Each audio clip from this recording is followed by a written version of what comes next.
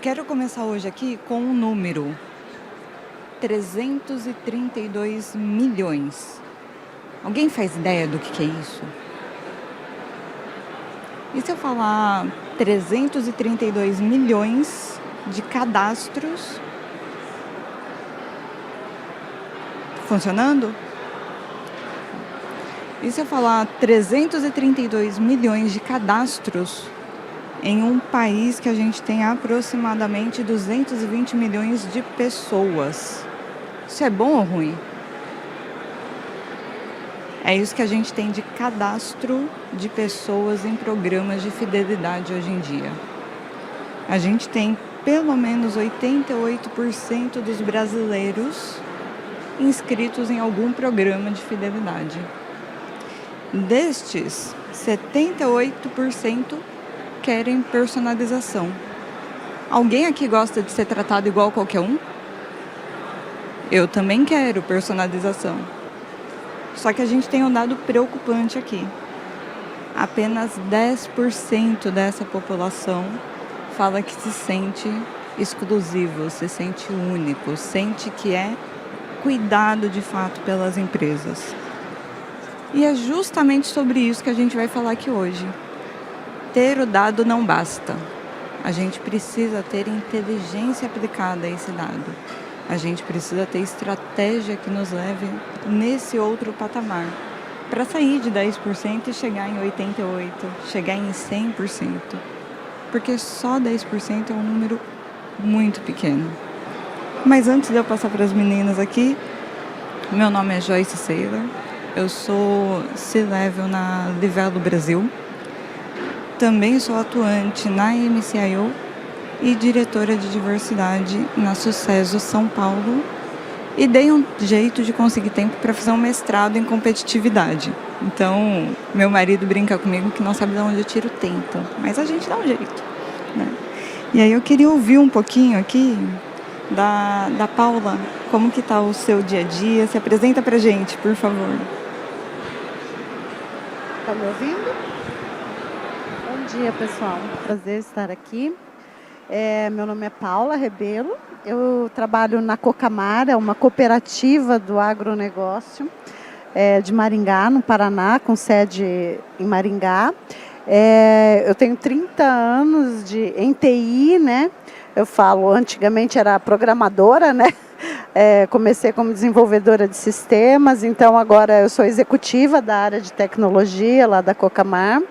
A Cocamar, como eu falei, é uma cooperativa agronegócio. Nós estamos em 5 estados, 130 unidades, mais de 20 mil cooperados. Então é uma operação complexa, né? Que a gente trata desde o campo até a indústria, né? Então o nosso dia a dia lá é bem complicado.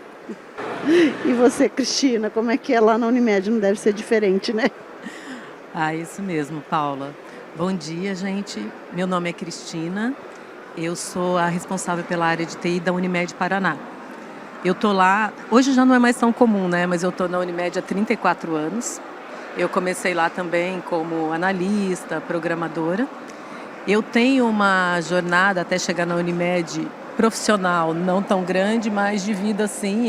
Eu nasci no Mato Grosso, saí do Mato Grosso, fui para Campinas para estudar. De Campinas eu fui para Maringá, onde eu me formei. E de Maringá eu fui parar em Curitiba e logo em seguida na Unimed Paraná. A Unimed ela tem uma estrutura um pouco diferente, são cooperativas médicas, né? Os médicos se unem numa cidade e formam uma cooperativa. Essas cooperativas elas são independentes entre si, então elas têm uma administração independente, ela tem uma diretoria, um conselho de administração independente e todas elas são ligadas entre si e são associadas a uma federação.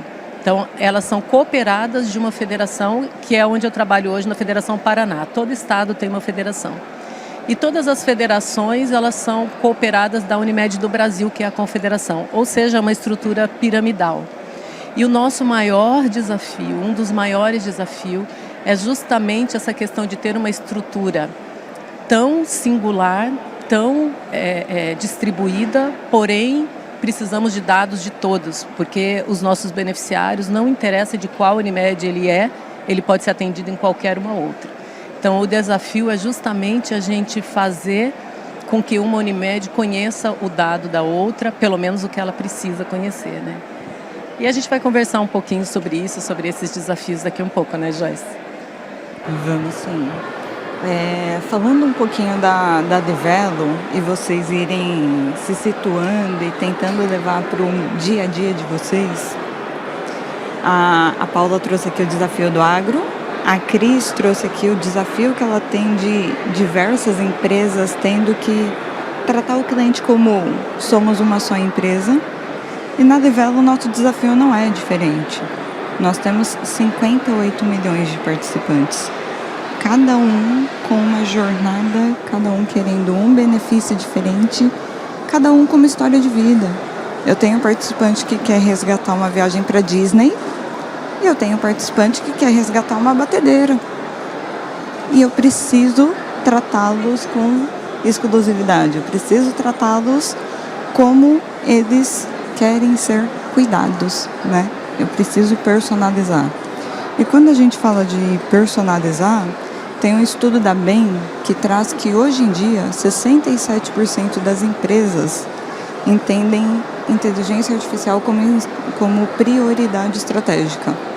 Como que está a empresa de vocês? Quem aqui a empresa olha assim e fala, IA faz parte da minha estratégia?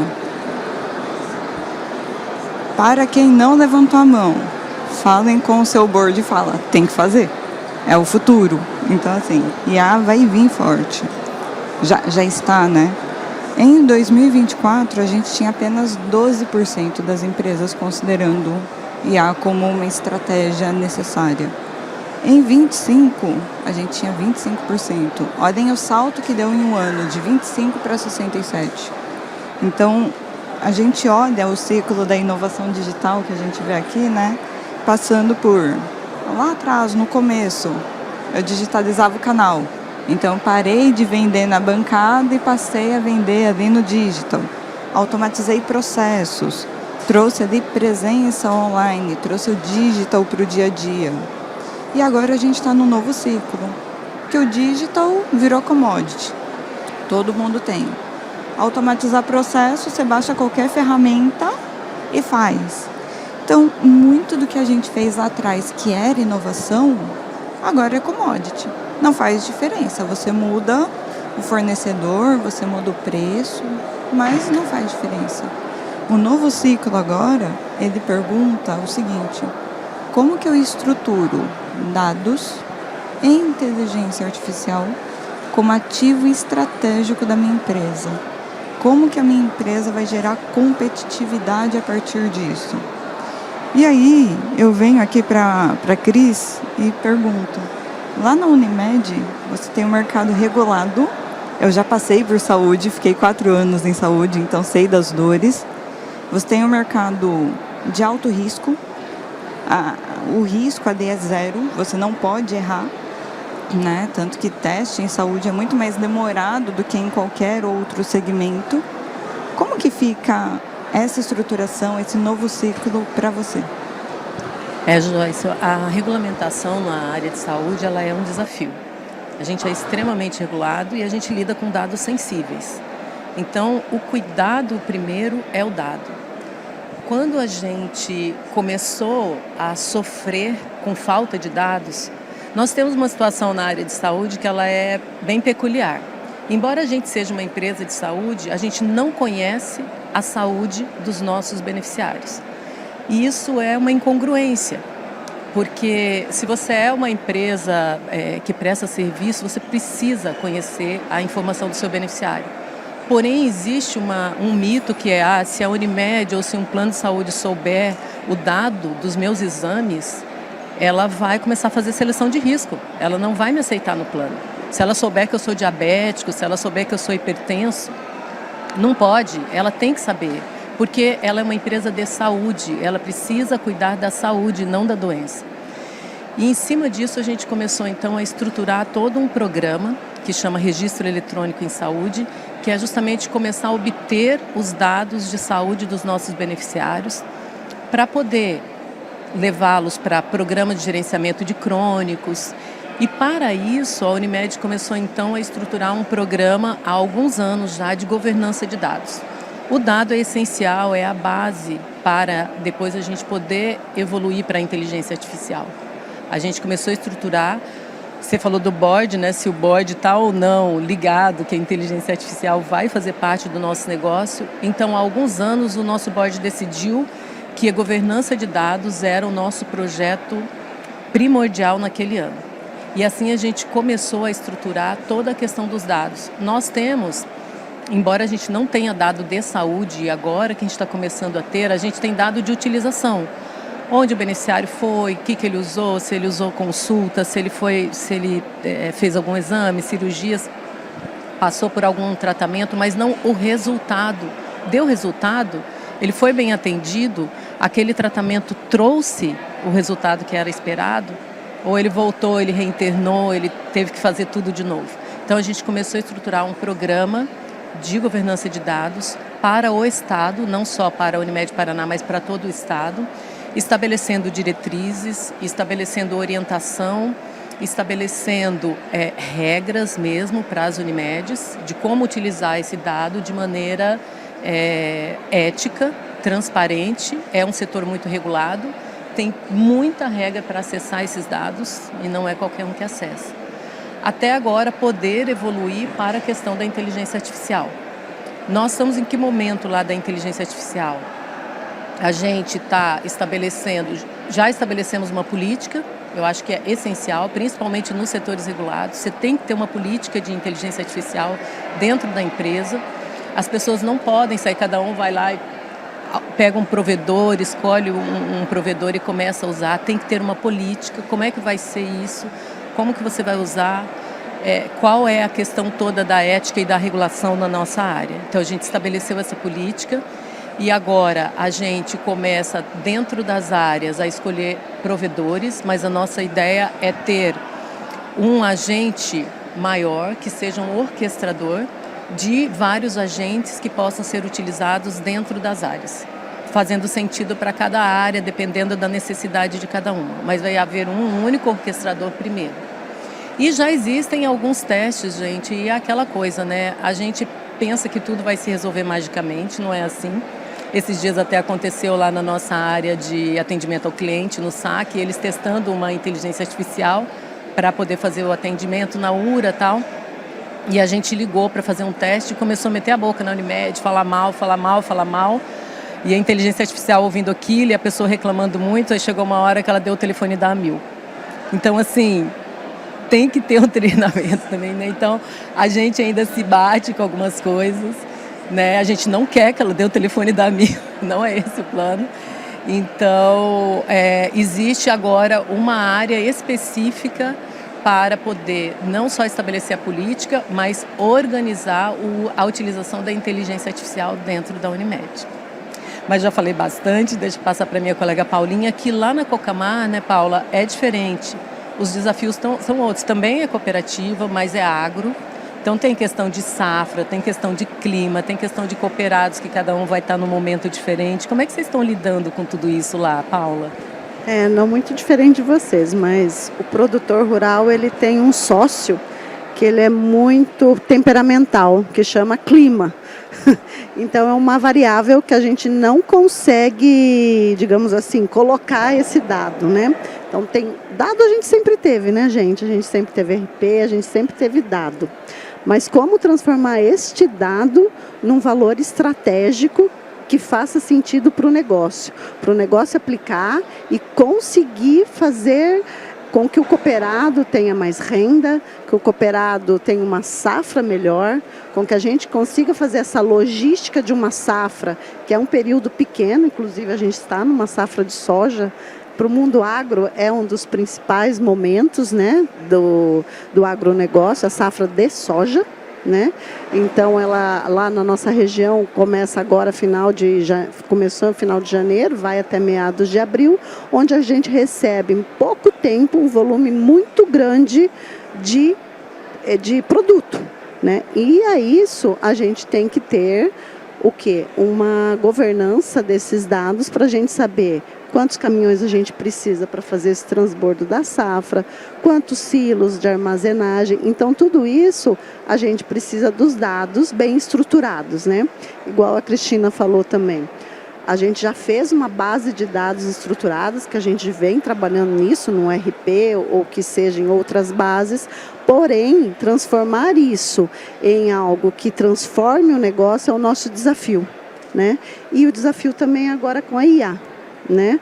Como é que a gente está com o IA lá na Cocamar? Eu falo que a gente tem dois grandes pilares, o de produtividade, fazer com que as áreas, as pessoas usem a IA para ter produtividade e melhorar o seu dia a dia.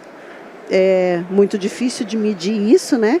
Eu vou economizar 45% do meu tempo. E o que você vai fazer com esse tempo? Então, é muito difícil até para a gente falar para uma diretoria, eu estou usando a IA como produtividade, mas o que eu estou ganhando?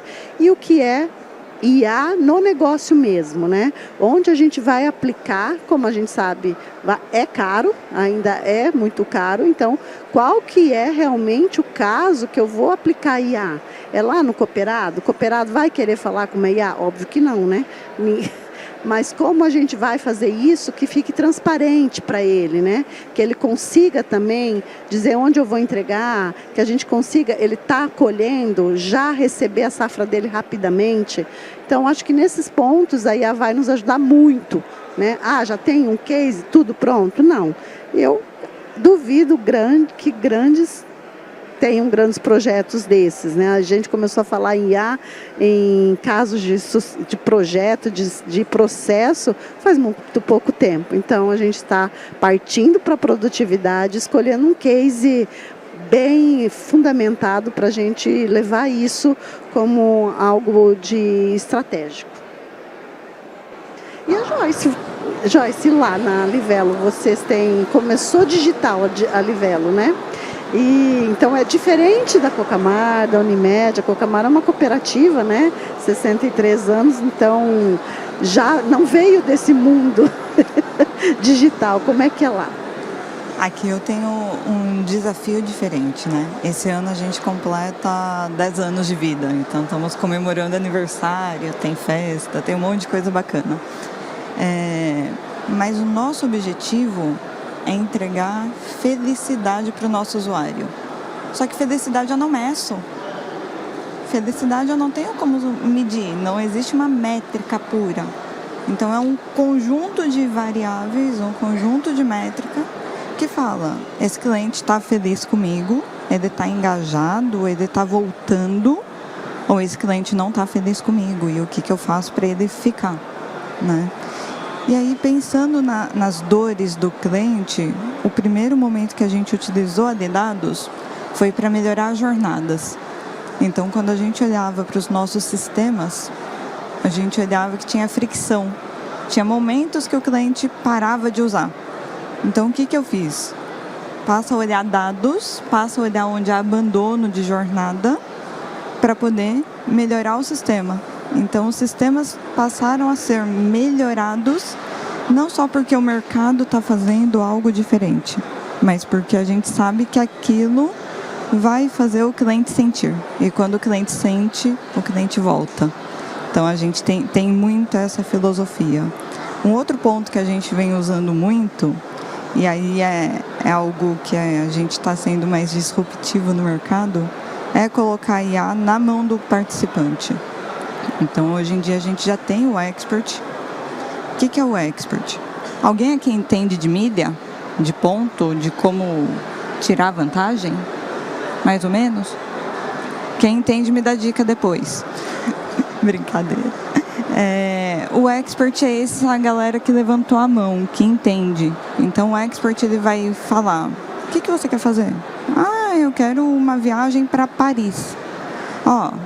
Faz isso, acumula em tal cartão, usa tal parceiro, compra de tal forma, faz tal jornada que você vai conseguir conquistar seus pontos aqui para você viajar sem gastar nenhum centavo a mais. Viajar somente com pontos. Eu quero uma torradeira. Você já tem pontos para isso. Vem aqui e resgata a sua torradeira aqui no shopping. sem gastar um centavo a mais para isso também. Então, o Expert hoje, ele já é uma inteligência artificial autônoma na mão do usuário final, trazendo vantagem para o cliente. Uma das coisas que ele faz que é muito bacana é ajudar você a arrumar mala. Vou viajar para Portugal no meio do ano. Ele fala, Joyce, lá vai estar verão, coloque roupas leves, mas tem muita subida, então coloca tênis para você poder andar confortável. Ele entende o que você precisa e ele é aquele amigo que te ajuda. Além de tudo isso, ele já transaciona. Então, se eu precisar fazer uma adesão a um clube, se eu precisar fazer um upgrade de algum produto que eu tenho, o Expert já faz isso para você também em jornada conversacional 100% autônoma. Então, na Livelo, justamente porque a gente nasceu digital, a gente consegue andar mais rápido. Um outro ponto que beneficia, eu não sou regulado. Então eu tenho ali mais abertura de mercado para andar, para testar, para caminhar. Apesar dos nossos sócios serem dois grandes bancos, que é o Banco do Brasil e o Bradesco, a gente não é regulado. Então eu preciso do ok dos sócios, mas eu consigo testar e experimentar muito mais coisas, né? Eu quero saber como é que eu faço essa viagem para Paris. Conversa com o Expert. Isso me interessa também. Gente, em um ano, eu paguei minha lua de mel em pontos. Dá para fazer. Dá. De verdade, dá para fazer. E aí a gente começa a ver a IA numa jornada muito mais integrada no nosso dia a dia. Muito mais fazendo parte. Todo mundo aqui usa o Waze? Todo mundo já usa IA há muito tempo. Mas virou hype agora, porque veio o ChatGPT. Antes, ninguém olhava isso como IA. É um aplicativo ali. Então, assim, tem sido muito... Há 50 anos, 70 anos a gente fala de IA. É que agora explodiu, agora a gente tem tecnologia que traga para a ponta, né? E quando a gente olha a IA dessa forma, ela começa a ser um pouco de infraestrutura. Daqui a pouco, ferramentas de IA serão commodity também. E o que vai mudar o jogo? A forma como cada empresa testa, implementa e gera um novo ciclo baseado no dado que a IA tem. Não é mais no dado que você obteve lá no seu RP. É no dado que a IA tem, porque ela gerou esse novo ciclo. E indo para o fechamento que está acabando o nosso horário, pensando nesse novo ciclo, qual mensagem que vocês deixam? Joyce, eu acho que assim, baseado até nos desafios que a gente está enfrentando lá, eu deixaria, para mim, 3 pontos que eu acho essencial. Primeiro, estabeleçam política de utilização da IA. Cuidem dos seus dados, estabeleçam também uma política de governança de dados. E, por enquanto, olhe por financeiro também, tá, gente? É caro. É caro, a gente se assusta com a quantidade de tokens que a gente usa, assim, do nada. Então, tem que fazer, assim como quando a gente foi para a nuvem, a gente teve que fazer todo um FinOps, porque senão a coisa explodia, é a mesma coisa com o IA. Então, cuidem dessas coisas como base, isso é a base, para depois a gente poder evoluir. São coisas que são mais práticas, né? Não é aquele sonho de que a IA vai resolver tudo, mas essas coisas elas precisam existir para que a gente avance na questão da IA dentro da empresa. Bom, é isso mesmo, Joyce e Cris, essa base, né, importante, essa governança, e vamos pensar também na segurança, né? Como toda tecnologia, ela vem para nos ajudar.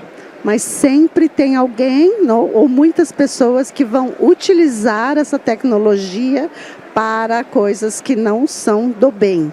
Então, nós somos grandes empresas, a gente tem que cuidar da nossa segurança, né?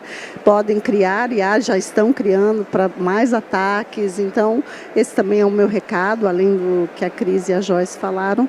A gente tem que tratar os nossos dados com a segurança e ter cuidado com o que a IA pode fazer, né? É uma tecnologia excelente e que vai mudar o mundo, mas a gente tem que cuidar também da nossa casa, né? Paula, Paula, obrigada. Cris, obrigada. Foi muito bom estar aqui com vocês. Vamos trocar mais figurinha depois. Tem como baixar o custo do token. A gente troca figurinha. E a provocação que eu quero deixar para todo mundo aqui é: a sua empresa, ela aprende mais rápido que o mercado? Ou ela espera o mercado mostrar e depois corre atrás? Isso é o que vai mudar o jogo. Obrigada, gente. Obrigada, pessoal.